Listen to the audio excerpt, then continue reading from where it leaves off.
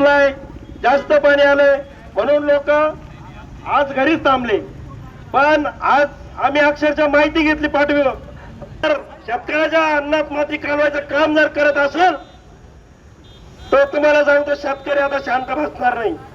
खूप अन्याय झालाय आणि वाचून आमच्या गुरांना चारा नाहीये, चारा पिकं जळून चाललेत म्हणून आम्ही फक्त 200 प्रयत्न केलेला आहे। यांना कुठल्याही प्रकारची जाणीव होताना मला दिसत नाही आणि हे शेतकऱ्यांना वाऱ्यावर सोडून देऊ राहिलेत, कारण की काल परवा निवडणुका झालेल्या आहे, यांना गरज राहिली नाही।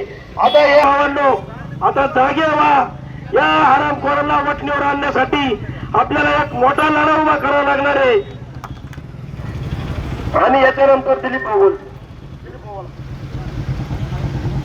लोकांमध्ये गैरसमज पसरवण्यात काही नेत्यांचे चमचे हे यशस्वी ठरलेले आहे, कारण की मला सकाळ धरून कोणी आणि फुल आलंय, पाठ फुल सुटलाय, जास्त पाणी आलंय म्हणून लोक आज घरीच थांबले।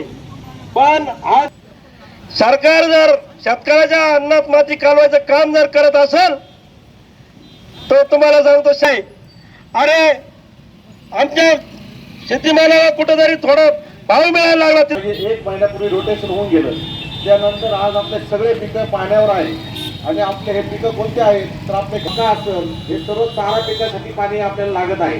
आपले ऊस तर जळून गेले, मागच्या ह्या ठिकाणी आपल्याला जायकवाडीसाठी मोठा लढा या जिल्ह्यातून आपल्याला उभा करावा लागणार आहे, कारण 2100 पाणी जर आपलं हक्काचं राहिलं असतं तर आज आपल्याला एबीपी माझा, उघडा डोळे बघा नीट।